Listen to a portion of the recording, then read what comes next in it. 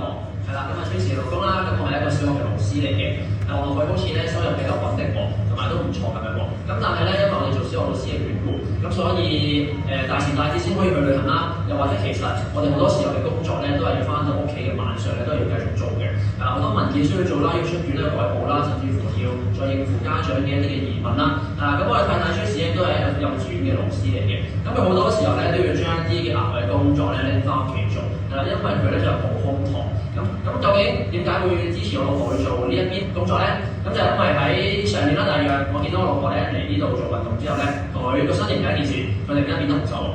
除咗產品嘅幫助啦，同埋佢喺呢一度有唔同嘅運動嘅班咧，佢個身形成個體態啊，都係真係靚咗好多嘅。咁我就開始覺得呢度幫到手喎，咁所以我就再陪住佢出席呢一度唔同嘅活動啦。呢個成個團體入邊咧做運動嘅氛圍好開心，大家都會互相幫助嘅。呢度咧就係因為其實我哋當初做教育嘅意思都係想幫助人嘅，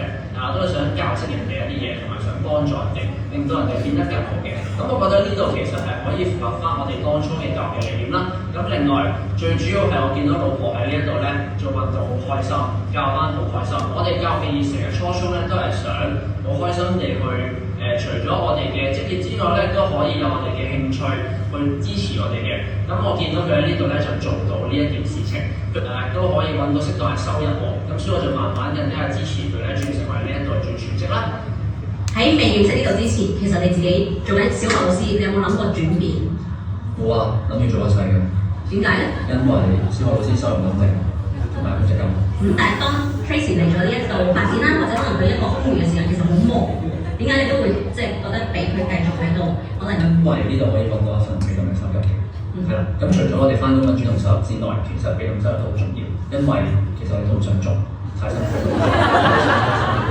咁但係因為翻工其實都好大壓力㗎，好重要嘅路，咁所以都慢慢因為嚟呢度之後，都會再考慮下會唔會真係離開呢一行啊，去揾份更安穩工作，或者甚至乎份收入更高嘅工作。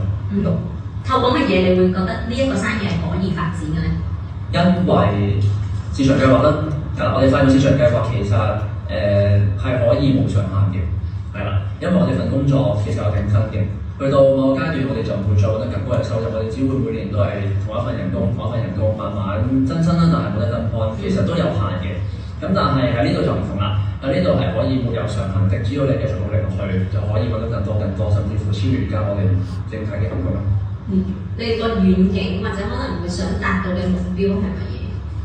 我哋有個目標嘅就係想搬屋，係啦，我哋想住獨立屋，